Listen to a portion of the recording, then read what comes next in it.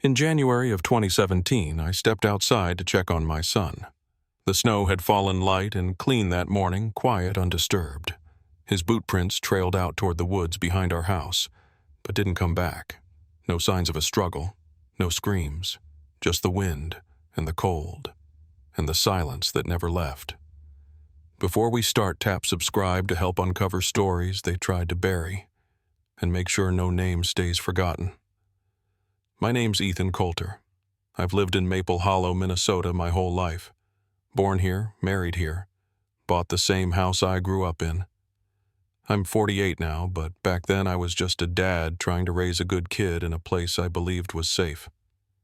Maple Hollow isn't much to look at on a map, just a few thousand people tucked along the edge of a pine forest near the Canadian border. Real winters, real neighbors. The kind of town where you borrow sugar without asking and no one locks their front door. We had one grocery store, one diner, one school, and more snowplows than stoplights. I worked construction and snow removal in the off-season. My wife, Claire, ran the church preschool part-time. Most days started early coffee boots, the sound of the furnace clanking to life. And on weekends, if the snow was good, our son Joshua would beg to go outside before breakfast. He was 5. Red hair, restless energy, and a laugh that cracked wide open through the cold. That Saturday had started like any other. Light snow, overnight blue-gray skies, coffee brewing in the kitchen. Joshua wanted to go out and make tunnels in the snowbanks along the tree line. We bundled him up 2 coats, mittens, scarf that never stayed on. I told him I'd come check in 20 minutes. Claire was folding laundry in the living room. I remember the sound of the washing machine, the thump of damp clothes hitting the drum as I sat at the dining table flipping through paperwork. Not bills, not work stuff. Police documents. Still open, still everywhere. Witness statements, maps, leads that had gone nowhere. Because by then, it had already been 8 years since he disappeared. Most people think grief has an endpoint, that it gets softer with time. But when your child vanishes without a trace, what you're left with isn't grief, it's suspension. The world moves forward and you stay exactly where it left you. Claire coped by cleaning. Dishes always done. Floors spotless. She didn't talk much about Joshua anymore, but she kept his room the same. Every sock still folded, every book still in its place. Me. I combed through every tip the police ever gave us, even the ones they'd long since thrown out. And then one morning, Harold Stevens knocked on our door. He lived across the street, mid-50s, quiet, lost his wife and son in a robbery years earlier. After that, he mostly kept to himself. You'd see him occasionally fixing something in his garage, shoveling his walk, but never lingering. We hadn't really spoken in years. That day, he came by to tell me our fence had blown down again in the windstorm. Said part of it had fallen onto his property. I started to apologize, offered to fix it, but he waved it off. Already patched it, he said. I had tools out anyway. I thanked him, told him I'd repay the favor. He said not to worry. Seemed normal. Polite even. But something about the way he stood on the porch, something felt off. Couldn't put my finger on it.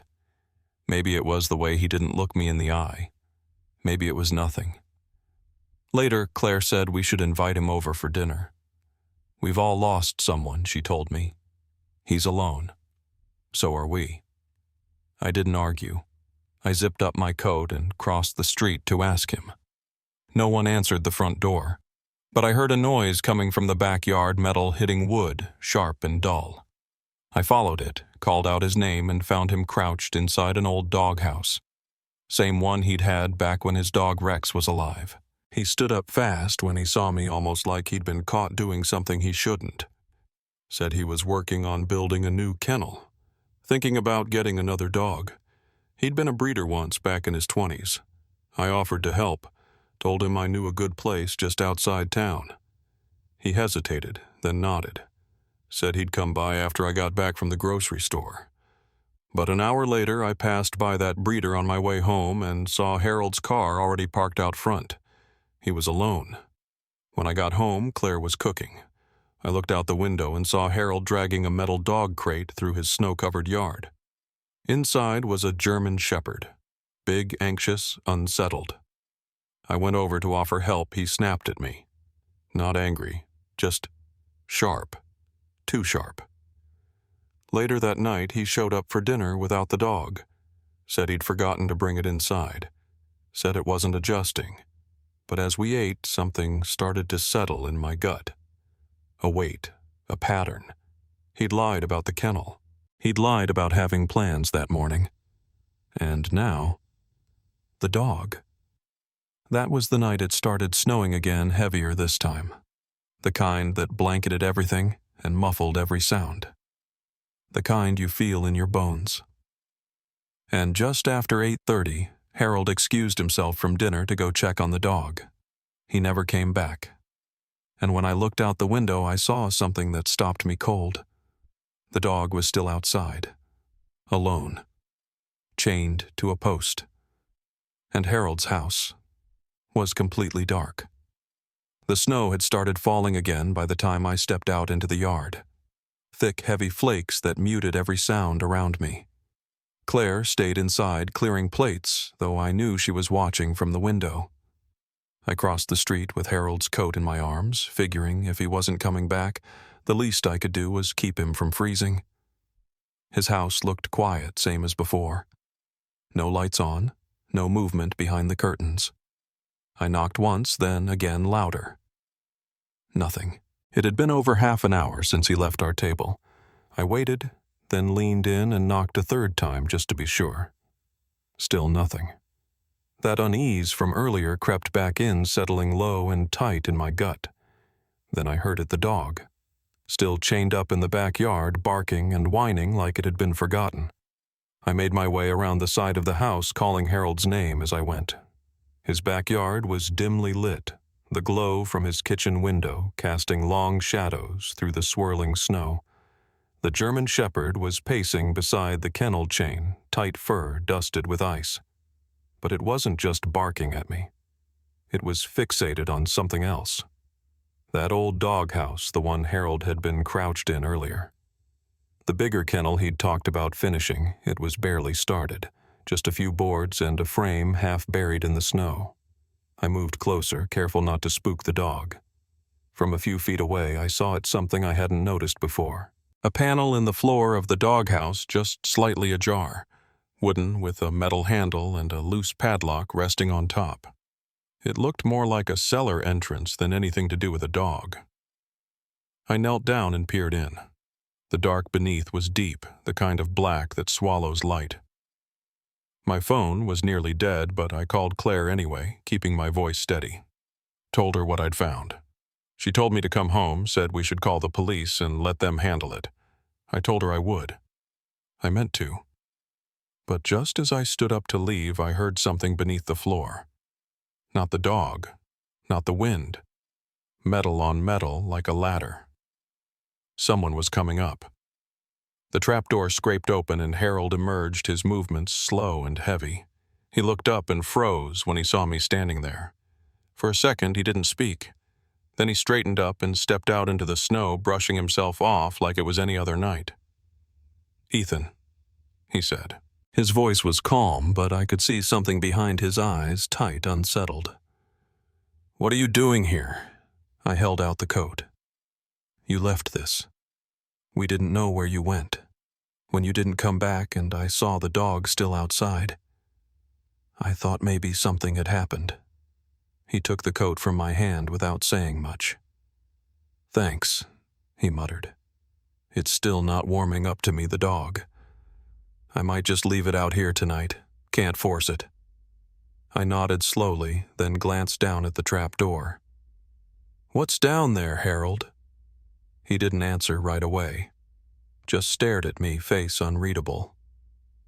"Nothing that concerns you?" he finally said. "I was looking for you," I pressed. "Your car's here." The house was locked, and then I hear something coming from underground. And you've got your dog barking like it's trying to tell me something's not right. His eyes shifted toward the German shepherd, then back to me. "You moved my dog." "I had to," I told him. It was barking nonstop at the door. Looked like it was getting anxious. I just clipped the chain a little farther out so I could check the doghouse. I watched his expression tighten. That was when I asked it directly. "Why have you been lying to me today?" That made him pause. "You said you were going to bring the dog inside, but you didn't.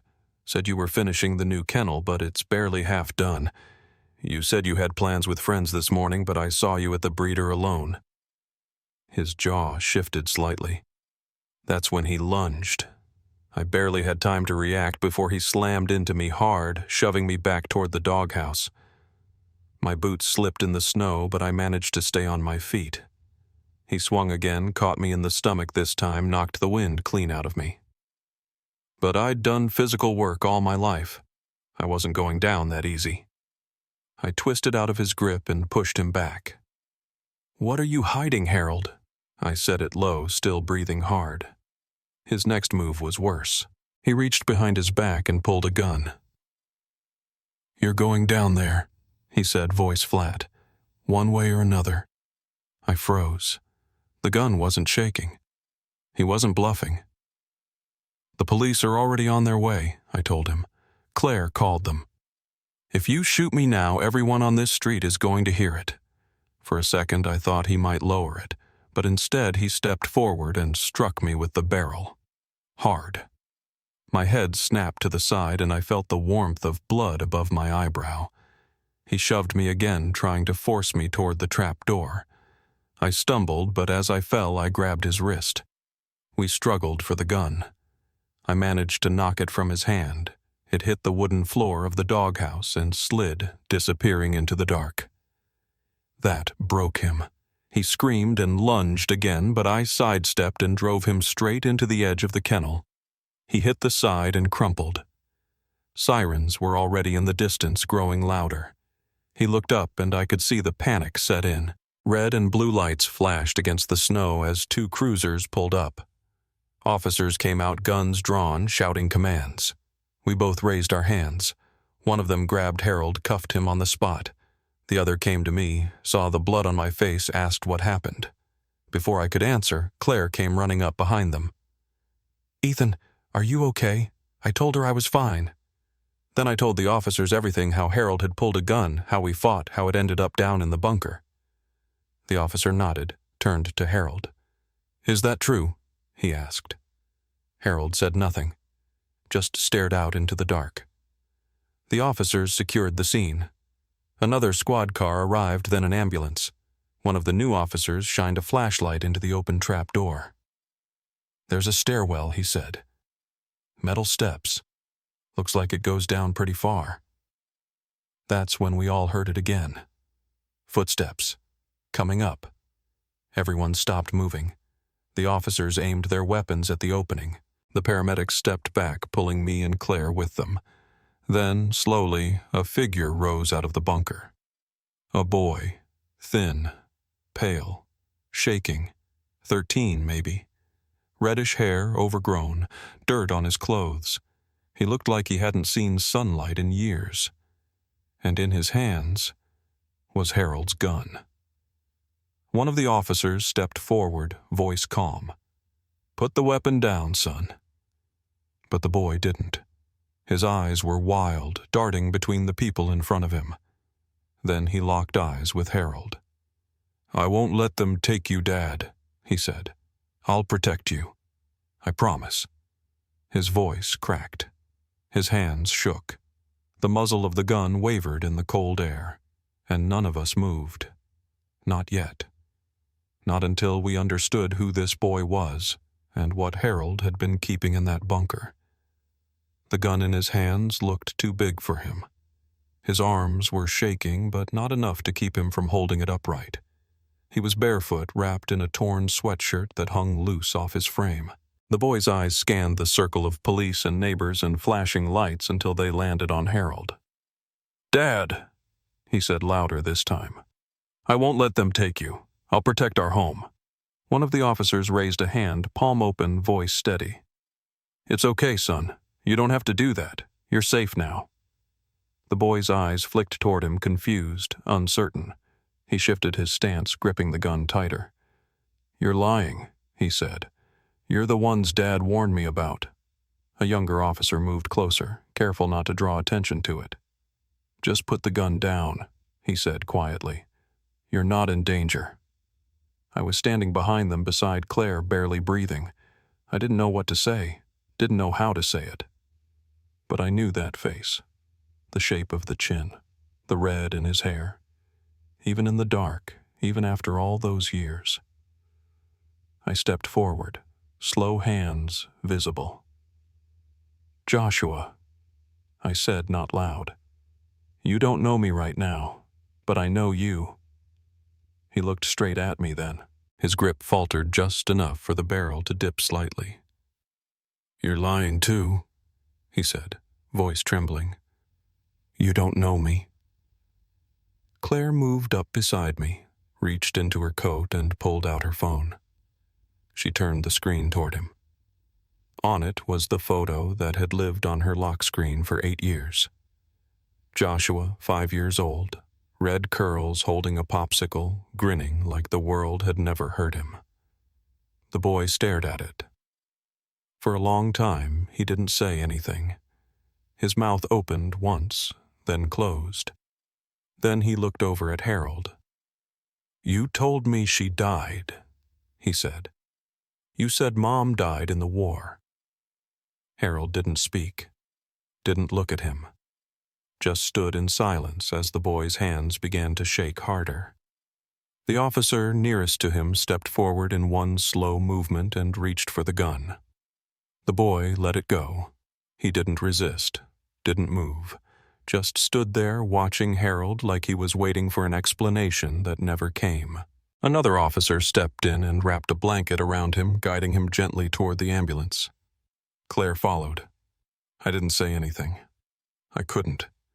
There was a lump in my throat I couldn't swallow down. When I got closer, he was already sitting inside, wrapped in layers, now holding a water bottle like it might slip through his fingers. He didn't look up at first, but when I sat on the edge of the stretcher, he glanced sideways just once. "Is there really no war?" he asked, barely above a whisper. "No war," I said. "There never was." He looked past me out into the snow-covered yard as if seeing it for the first time. His lips moved slightly, but no sound came. One of the officers, Detective Martinez, asked to speak with him gently, said they needed to ask some questions just to understand. He nodded. His voice, when he used it, was quiet and flat. He said Harold made him do drills every day, push-ups, running laps, sitting perfectly still for hours at a time. Sometimes they practiced using the gun. He said Harold told him there were enemies outside, people who hated them because of who they were. That his mom had been killed by soldiers when she tried to get food. That his real name wasn't Joshua. He told me my name was Caleb, he said. But sometimes I thought it wasn't. I had dreams where people called me something else. Detective Martinez asked if he remembered going outside. Only in stories, he said. He said the sky was poisoned, that there were diseases in the air. Sometimes he went up with a mask, but he said it wasn't safe for me. She asked him what year he thought it was. He looked at her confused. Dad said time works differently in war, he said. We don't measure it anymore. She told him it was 2025. He didn't say anything after that. Just blinked slowly like he was trying to process numbers he hadn't heard in years. I asked if Harold had ever heard him. No, he said. Not really. Sometimes he yelled. Sometimes he wouldn't talk to me for days. But he fed me, taught me how to clean wounds, read books to me. I thought he loved me. His voice cracked just slightly. I still don't understand. A few minutes later, one of the officers came over and said they'd searched the bunker. It was fully stocked: food, water, medical supplies, even a backup generator, and books on military survival. There were silencers, rifles, shelves full of flashlights and extra batteries. It looked like a prepper bunker except cleaner, more orderly, like it had been lived in a long time. I glanced at Claire. She was standing near the ambulance doors. her hands clasped tight in front of her chest. Joshua Caleb looked up again. "Are you really my dad?" he asked. "Yes," I told him. We never stopped looking. He didn't cry. He didn't hug me. But he didn't look away either. The paramedics said he needed to be seen at the hospital. Years underground without sunlight, they said. No fresh air. No real movement. We asked if we could ride with him. They said yes. Claire and I sat behind him in the ambulance. Not too close. We didn't want to overwhelm him. He leaned his head against the wall, watching the world pass by through the small window. Every streetlight, every tree, every shadow of snow on rooftops. It was like he was seeing it all for the first time. We were halfway to the hospital when he spoke again. Why would he do that? I didn't have an answer. Not yet. But I knew this wasn't the end of it. There was more buried in that house, in that man, in all the years that had passed. And even though the truth was starting to come to light, I could feel it. There were still pieces missing. Pieces that didn't line up. Not yet. Not completely. The first night at the hospital passed slowly. Joshua, though he still flinched a little when we called him, that was admitted for evaluation. They ran blood work, checked for signs of malnutrition, looked for anything else they could measure while we waited in a quiet room just down the hall. Claire didn't say much, just kept her coat on and sat with her hands folded in her lap like she was bracing for someone to come in and tell her it was all a mistake. I sat across from her and tried to hold myself together. The truth was, I hadn't slept properly in years. The searching never stopped, not even after the case went cold. And now that he was back, our son alive, breathing, I found that I didn't know what to do with myself. I kept thinking I'd break down, but I didn't. I just sat there, too stunned to feel anything clearly. Detective Martinez came by again mid-morning. She sat with us for a while, explained that Harold had been placed in custody and that charges were being prepared. They were still cataloging the weapons in the bunker, trying to trace serial numbers, confirming whether any of them had ever been used. When she asked if we had any idea why Harold would have done something like this, Claire looked at her like she was trying to understand the question, like the answer should have been obvious. "His son was killed," she said finally. "His wife, too. After that, he didn't speak to anyone. He used to have a whole garage full of dog kennels. He told us once that he used to breed shepherds back before everything happened. But I don't think he ever recovered." Martinez nodded slowly, jotting a few notes down. "He had a journal," she said. "Multiple volumes. Writing almost daily, sometimes more than once a day. We're sorting through it. There's mention of grief, of loss, of wanting to build something safe from the broken world. It's unsteady. But we think we'll get a clearer picture soon." After she left, Claire went to the chapel. I walked to the cafeteria, sat there with a cup of coffee that went cold before I touched it. I kept thinking about the dog, the way it barked, the way it pulled toward the trap door, the fact that Harold had bought it only days before. I think that's what bothered me most. Not the weapons, not even the bunker. It was the timing. It felt like he was getting ready for something, like he knew Joshua wouldn't stay hidden forever. When I got back upstairs, the pediatrician had finished his first round of assessments. He explained everything in a calm, even voice: caloric deficits, vitamin D deficiency, underdeveloped muscle mass. But no bruises, no broken bones, no scarring. He'd been fed, protected, even educated, not abused in the ways most people would expect. Psychologically, the doctor added, that's another matter. He's going to need long-term care. Trauma counseling. He may struggle with reality testing, memory distortion, maybe even signs of induced delusional disorder. But he's young. That helps. Claire was at his bedside when I returned. She wasn't touching him, just sitting close enough to be there in case he wanted to speak. He looked up at me when I entered but didn't say anything. I nodded and sat beside them. We stayed like that for a while. No questions, no expectations, just breathing the same air. Eventually he turned to me. "Do I have a room?" he asked. "At home." "Yes," I said. "It's still yours." He looked away again. "Does it have windows?" "It does," Claire answered gently. "You'll be able to see the backyard. And the sky." He didn't say anything else. That afternoon I stepped out for a walk. I needed air. Real air. Not recirculated through ducts. I ended up back at the edge of our driveway, looking across the street at Harold's house. There was crime scene tape now stretched along the fence line. A squad car idled out front. I stood there for a minute or two before one of the officers recognized me and waved me over. "They're clearing it out," he said. "Finishing documentation. We should have the whole place released by next week." I asked if I could go in, just to see the bunker. He called his supervisor, then nodded. "One of us will go with you. Just don't touch anything." I followed him around back. The snow had melted slightly, then frozen again overnight, so everything crunched beneath our feet. The doghouse was still there, so was the kennel frame untouched. The German Shepherd had been taken in by animal control. I descended the metal stairs one step at a time, hand trailing along the cold rail. The air changed halfway down, colder, more metallic.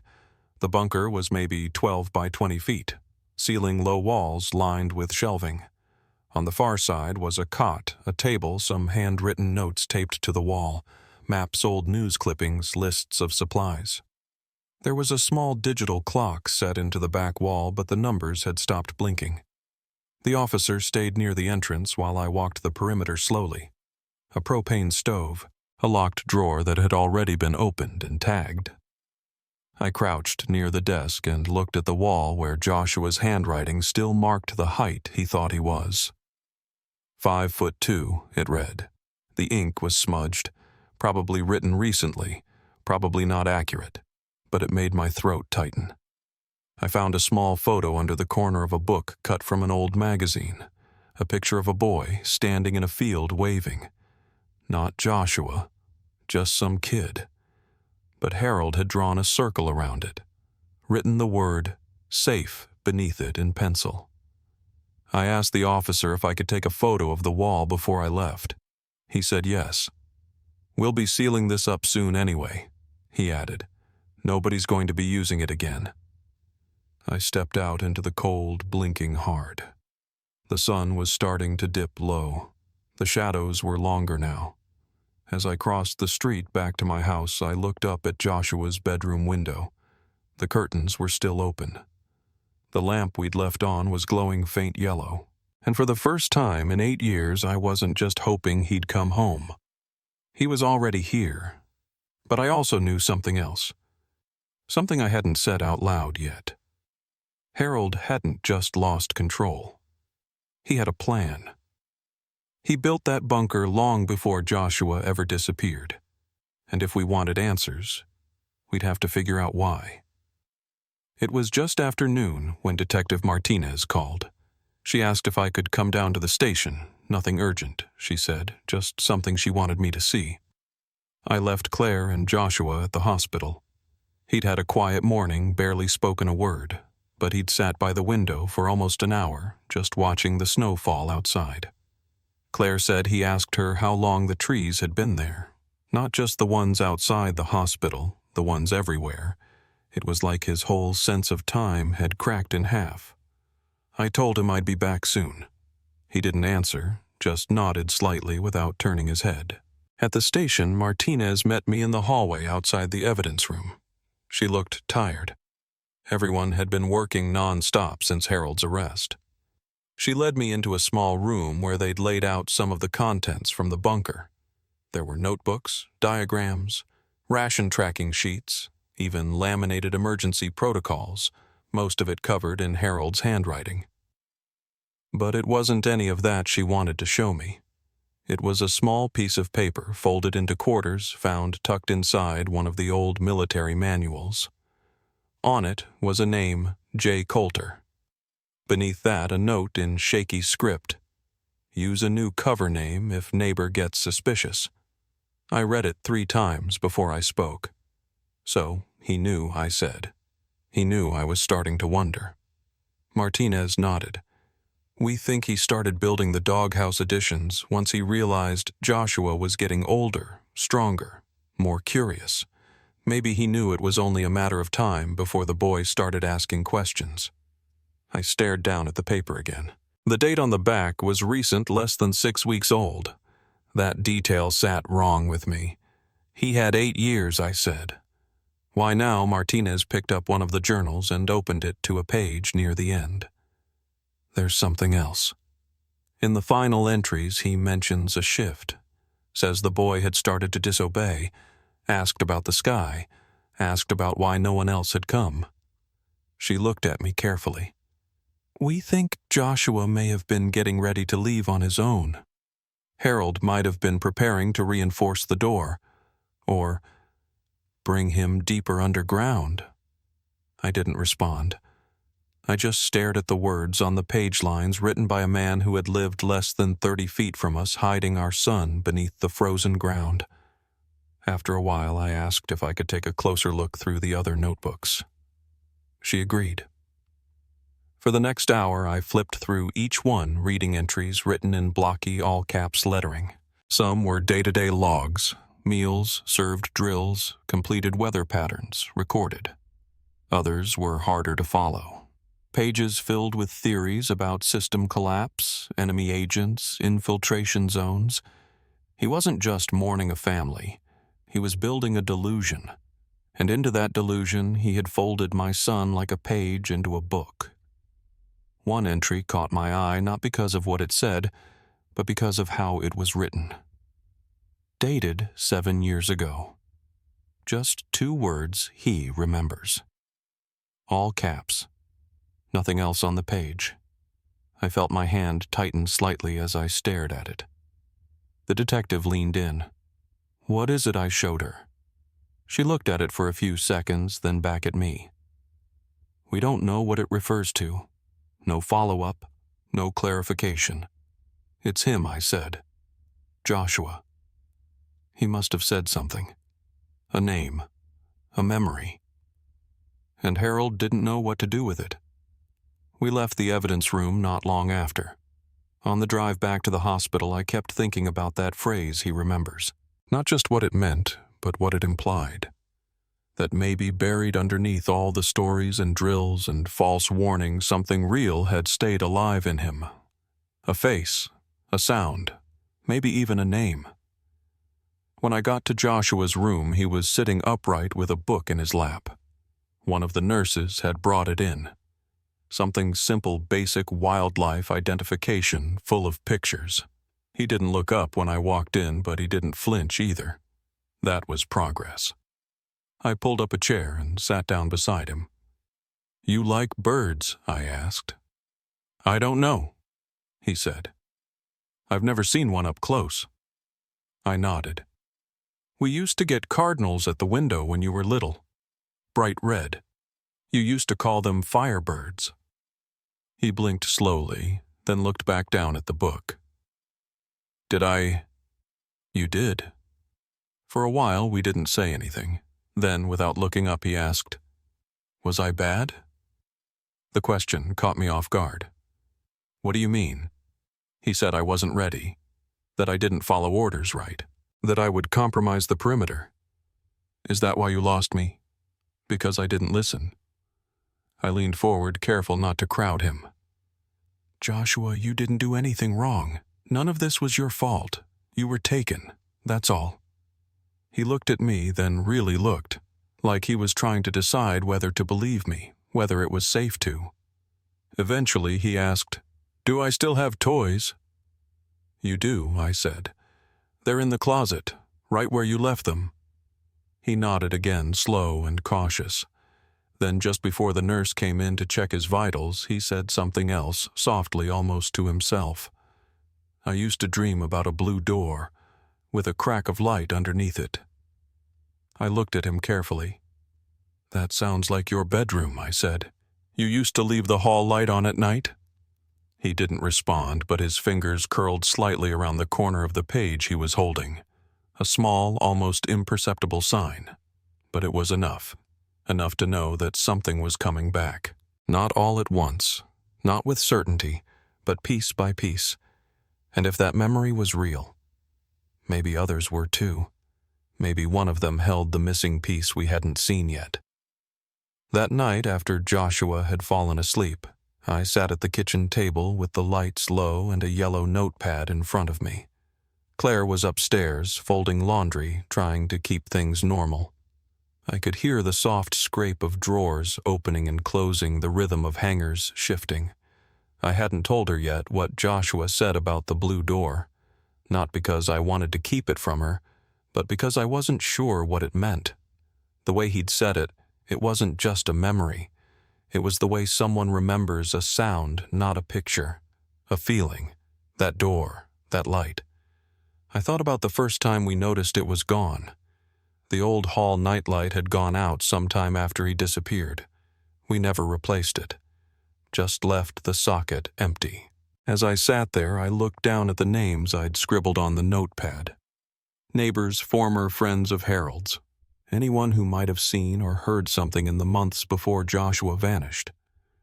We'd asked them all once, years ago, but this was different. Back then, we were asking about a missing boy. Now I was asking about a bunker that had been hidden under our noses for almost a decade. I started with Mrs. Elkins, who lived next door to Harold on the other side. She'd known his wife before the break-in, used to garden with her in the spring. She was still up when I knocked lights on a lamp near the window. She answered the door in her robe, surprised to see me, but not unfriendly. "It's late," she said, "but I suppose we're all having trouble sleeping these days." I asked if she remembered anything unusual about Harold from those early months after Joshua disappeared. She leaned against the doorframe, quiet for a moment. Well, he was always quiet. But after his wife and son were gone, it was like something snapped off inside him. He kept to himself, didn't answer the door anymore, except for deliveries. I saw a few of those. I asked what kind. She frowned, then turned slightly, like the memory was clearer if she didn't look me in the eye. Pallets, I think. Crates. A few times I saw him unloading what looked like metal piping. Big rolls of insulation, too. That winter I remember hearing a generator once or twice at odd hours. I thought maybe he was building a panic room or fixing his storm shelter. People weren't talking back then. They were scared. I thanked her and left without pushing, but my mind was already turning. I drove out to the old hardware supplier on County Road 5 the next morning. It was the kind of place that still kept records by hand-lined notebooks behind the counter, carbon copies for certain orders. When I explained who I was, the manager didn't even blink. "You're the Coulter boy's father," he said. We were all praying he'd come home. I asked if they had records of Harold Stevens making large purchases, especially anything related to construction or outdoor structures. The man scratched his chin, then ducked into the back. He came out with a file box and started flipping through slips. "Here," he said after a minute. "June of 2017. Order for concrete mix, pressure-treated lumber, a ventilation fan, and a steel access hatch. All special ordered." I asked if that kind of setup was common. He shook his head. "Not unless you're building something underground. Usually storm shelters. But this one had some extras. Like he wanted it sealed tight." I asked if he'd picked it up himself. He nodded. "Came with a flatbed trailer. Paid in cash." Didn't say a word. Back in the truck, I sat for a while with the engine running and the heater on low. June 2017.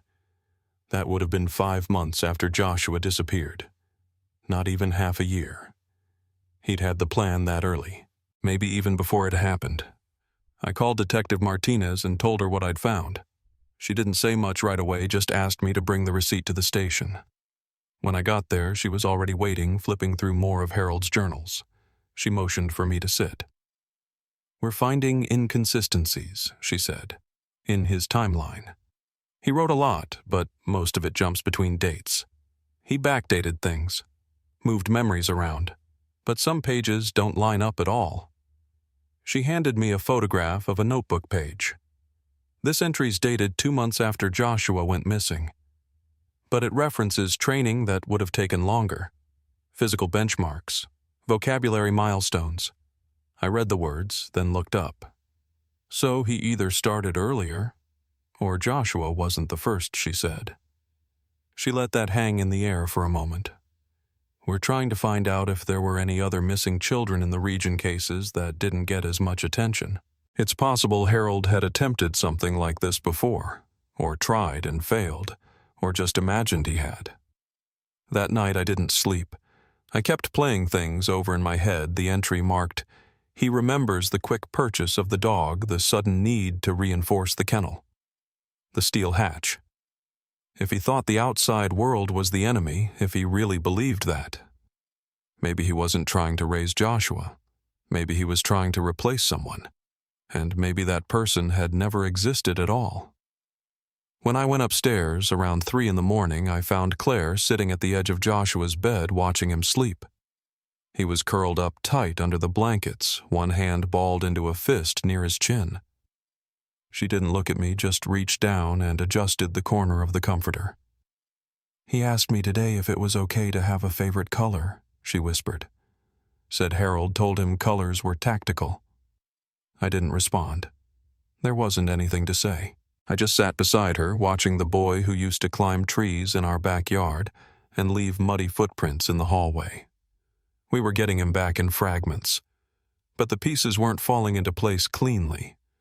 And the more we uncovered, the more I started to wonder what exactly Harold had been preparing for all those years, and whether the truth was buried even deeper than we thought. The first full week back in our house passed with a kind of quiet that didn't feel restful. Joshua had started speaking more, but only in short bursts, simple functional questions like what time it was or whether the milk in the fridge was still safe to drink. We kept things soft around him. No sudden movements, no sharp lights. We didn't leave the television on, didn't listen to music. He still didn't like the sound of the microwave beeping. He spent most of his time near the front window, sitting on the floor with his knees tucked up, just watching the street. He asked a few times if the snowplows were tanks. When we told him no, just town maintenance, he didn't argue, just kept watching. The therapist who came by from the children's unit said his orientation to time and place might never come back fully. That didn't mean he couldn't live a full life, it just meant some wires had been crossed too many times. His memory might not be linear. His thoughts might always loop through things that never happened. Or maybe things he'd only been told happened. The hardest part was we couldn't always tell the difference either. A few days later, Claire was going through a stack of Joshua's old books we'd boxed up when we thought he was gone. She was setting some aside in a tote for him to look at, ones that didn't have too many plot twists or high-stakes endings. He wandered into the room while she was sorting them and stood behind her watching. His eyes settled on a battered hardcover with a missing dust jacket. "I remember that one," he said. Claire froze mid-reach. "You do?" He nodded. "It was in the bunker. He read it to me once, but said it was too soft. He hid it after that." She opened the cover slowly. Inside, near the top corner, was my handwriting. Joshua, age 4. Read this one together first. We hadn't seen that book in almost 9 years, and somehow it had ended up down there with him. I drove straight to the station that afternoon. Detective Martinez was in her office. When I told her what Joshua said, she pulled a folder from her cabinet. Inside were photos of the bunker inventory, food packaging, training materials, 2 children's books. One was the animal guide he'd been reading at the hospital, the other was the one he'd just mentioned. "We thought he might have brought it down with him," she said. "Tucked into his jacket, maybe. But now, it looks like Harold might have taken it earlier. Before the abduction." She handed me another page, one of Harold's handwritten lists. It looked like a packing inventory, dated 3 weeks before Joshua went missing, and right there in the middle, child-appropriate reading, non-violent. I looked at her. He planned this, that far back. She nodded. All signs point to yes. He didn't just improvise. He built that space with a child in mind. He knew what he was doing. I sat there for a moment, trying to let that settle. Then I asked if we could go back in just once more. Not to touch anything, just to look. She agreed, and 2 officers accompanied us. When I stepped back down into that cold metal stairwell, I noticed something I hadn't before. A subtle bend in the railing near the bottom. I ran my hand along it, worn smooth. That kind of wear doesn't happen in just a few years. It happens over hundreds of passes, the same hand following the same path day after day. Inside the bunker, most of the shelving had been removed for evidence, but the bones of it were still there. The cot, the desk, the ventilation shaft. I stood near the far wall and looked at the floor, half expecting the boards to creak. They didn't. Everything was bolted into concrete. That's when I saw it, a seam in the wall near the vent, almost invisible at first. I stepped closer and crouched. There was a small panel there about the size of a shoebox lid with a simple twist latch holding it shut. I looked over my shoulder. The officer with me gave a short nod. I opened it. Inside were 2 cloth pouches, the kind used for spare tools or small weapons. But they weren't military issue. They were monogrammed. One read Sammy, the other said T. I looked at the officer again. "Joshua's never gone by those names," I said. He shook his head. "We haven't seen those initials in any of the logs." I asked Detective Martinez about it later. She had someone cross-reference missing persons in a 5-state radius. They were still digging when she called me a few days later. "We have a match," she said. "Samuel Rooker. Went missing in 2014. Age 6. Last seen at a rest stop in northern Iowa. His parents said he vanished while they were getting gas." And another Talia Monroe. Age 7. Went missing 2013 in Wisconsin. Foster placement. Disappeared from a playground during a weekend home visit. Both cases went cold. I didn't speak for a moment. Then I asked the only thing I could. "Are they saying Harold took them too?" "We don't know yet," she said. "No bodies, no direct evidence. But it looks like he may have attempted this more than once. Possibly successfully. Possibly not. We're not sure if the monogrammed bags were his own invention or if they belonged to someone else. But it raises new questions." I stood in my kitchen later that evening and watched the wind roll snow across the street like smoke. The doghouse in Harold's yard had finally been torn down. The ground where the trap door had been was filled in with concrete, a temporary fix, a way to seal something up. But it didn't stop the feeling that something beneath that yard still hadn't been uncovered, that maybe we'd opened one door only to find another waiting behind it. When I came back inside, Joshua was in his room. He was sitting on the floor with a flashlight pointing the beam at the ceiling and tracing small circles. Claire had given him the flashlight as a comfort item, not too bright, no batteries required, just a crank. I sat on the edge of the bed. After a few minutes, he said quietly, "There was another boy once, but he didn't stay." I looked at him. "What do you mean?" He didn't answer at first, just kept moving the light. He cried a lot. He didn't follow instructions. One day he was gone. "Do you remember his name?" "No. But I remember his hair. It was light like straw. He always wanted the light left on." I knotted my throat tight. "You're safe now," I said. "Nobody's going to take you anywhere." He didn't reply, but he turned the flashlight off and set it on the floor. Then he climbed onto the bed without a word, pulled the blanket up, and closed his eyes. That night, I didn't sleep again. I sat downstairs with the photo albums open every page, telling me something I already knew but couldn't stop looking at. Harold hadn't just stolen our son.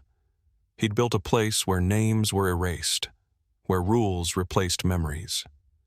And somewhere, if we could find it, the truth about those other children might still be waiting, hidden in a file, or a photograph, or a voice finally ready to speak. 2 days after Joshua mentioned the boy with straw-colored hair, the search broadened. Martinez had filed for a full excavation permit, and by the following morning the trucks were already there. The backyard Harold once kept neat and raked was stripped bare, the soil cut away in clean, quiet layers.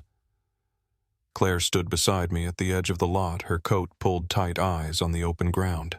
We didn't say much, just listened to the low hum of the equipment, the slow clink of shovels against frost-thickened clay. They were careful, every inch catalogued. By noon, they'd found a second trapdoor, this one older, without a lock, hidden beneath what had once been the doghouse's foundation. The structure above it had rotted out long ago, but the concrete base was still solid. The door didn't creak when they opened it, just lifted with a slow exhale of cold air.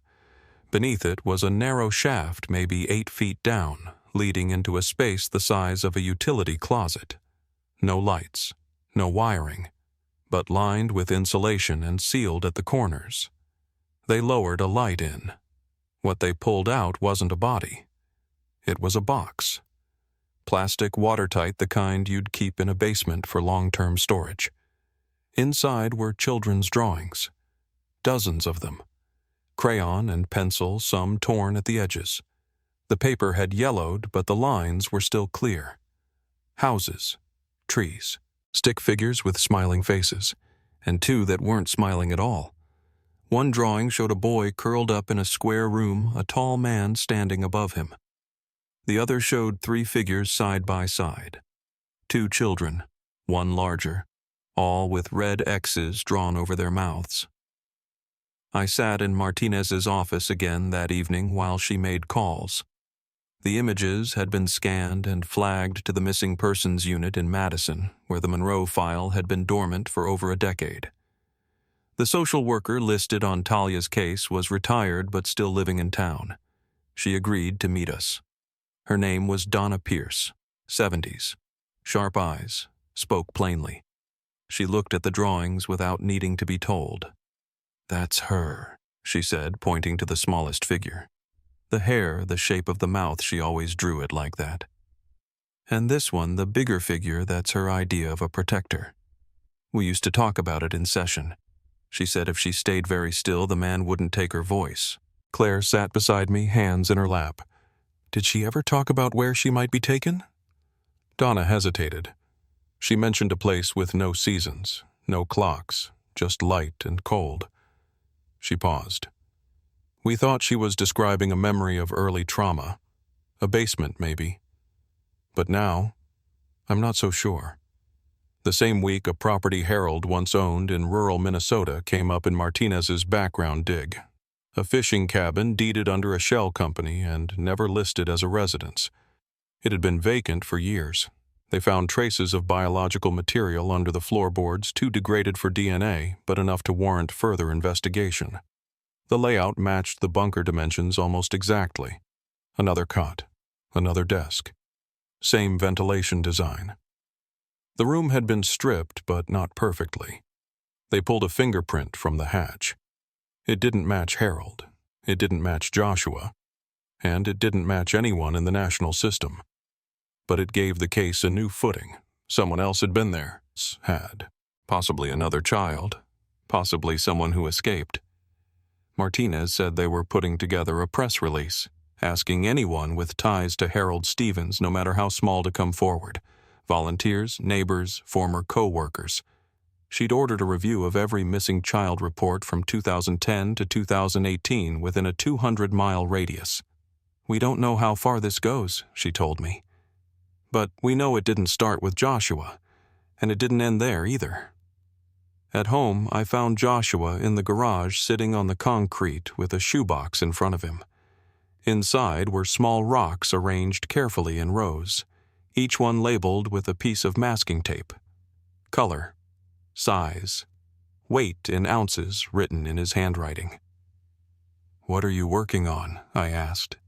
He didn't look up. "These were mine," he said, "from before." I crouched down next to him. "You remember collecting them?" He nodded. "I kept them in the corner behind the mattress. He let me keep them as long as I didn't name them." I swallowed. "Why couldn't you name them?" He said names made them too real. He paused. He said real things could leave you. That night after he went to bed, I sat in the hallway outside his door. Claire brought me a blanket but didn't ask questions. We were all running low on words by then, just holding things in place, keeping them from sliding. Around midnight, I heard a soft knock on the front door. When I opened it, a man stood there, mid-40s, pale hands tucked deep in the pockets of a windbreaker. He didn't introduce himself, just said I saw the report. I didn't know what he meant at first. Then he said a name, not mine. I was with him, he said. Back then. Not for long, but long enough. I stepped aside. He came in, sat down on the edge of the couch, and started to talk. What he described wasn't the bunker we'd seen, but another version of it. Earlier. Less finished. He said Harold had a way of watching without making noise. That he used a tape recorder instead of a journal back then. That he tested people, gave them puzzles, timed their sleep. That he'd made him believe there was a flood outside. That the air was poisoned. That they had to stay below until the count reset. I asked how he'd escaped. He said he hadn't. Harold had let him go, after 36 days, dropped him at a bus station 3 states away. I think I wasn't what he wanted, he said. Or maybe I passed the test. I don't know. I don't sleep much. Martinez came by the next morning, took his statement, matched it to property records, time logs, purchase receipts, everything lined up. Not perfectly, but enough to build a case. Enough to establish a pattern. Enough to finally call it what it was. Serial abduction, experimental confinement, intent to erase identity. Harold wasn't just building bunkers. He was building controlled environments, places where memory didn't work the way it should, places where names were fluid, where days didn't have edges, where a child could forget the sound of their own voice. That week, federal charges were filed posthumously. Not just for what happened to Joshua, but for what had happened to others. For the children who never came back. For the ones still missing. For the ones we might never know about. The yard was quiet again by Friday. Snow had drifted back over the patch where the second door had been. You wouldn't know what was underneath unless someone told you. But we knew. We'd seen it. And now it was in the record. Which meant it couldn't be buried again. Not all of it. Not completely. In the weeks that followed, things didn't go back to normal. Not exactly. The yard was still scarred from the excavation, and the house sat hollow and quiet just down the block from ours. No one's moved in. The sign came down, but the windows are still covered and the front doors sealed with police tape that started to fade in the sun. Claire and I drive past it sometimes on the way to the grocery store. We don't speak about it much anymore, not because it's forgotten, but because there's nothing left to question. We know what was there, and we know what it cost. Joshua's still with us. He's doing better. Slowly.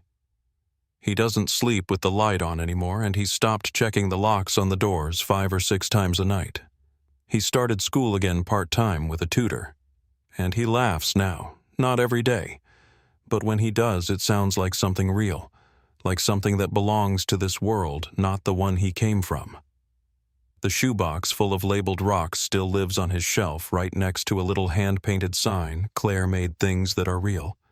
He added a photo of our dog last week, then a drawing he made of the house, then our names.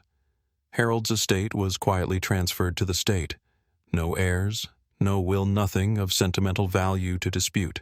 His name has become shorthand in certain investigative circles, used in training modules. Now case studies for criminal psychology and forensic containment. But around here, folks mostly don't say it. When they talk about what happened, they say the boy from the basement or the bunker case, and sometimes they don't say anything at all. They just look at that house the way you'd look at a wound that's finally stopped bleeding but hasn't healed. For me, it's harder to say where the line is between justice and memory. There wasn't a trial. No testimony, no sentence, no cell door closing with that satisfying finality. Harold died in his own silence. But the truth made it out. Piece by piece. Drawer by drawer. And in the end, it wasn't just about finding Joshua. It was about making sure he was never lost again. Not by the system, not by the town, not by anyone who claims to care, and not by me. Claire asked me once a few nights ago what I would have done differently, if I could go back. I told her I think about that a lot. I think about how close we came to overlooking the signs, about how easy it is for something awful to hide inside something ordinary, about how we all assume someone else is watching. Someone else will say something.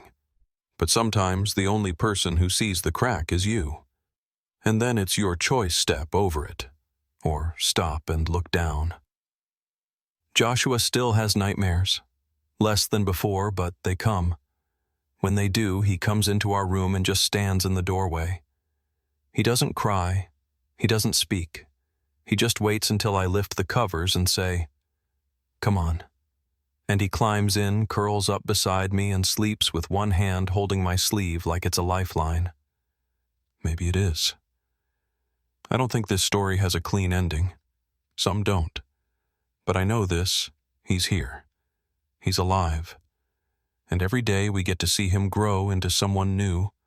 Someone whole is a day that evil doesn't get to win.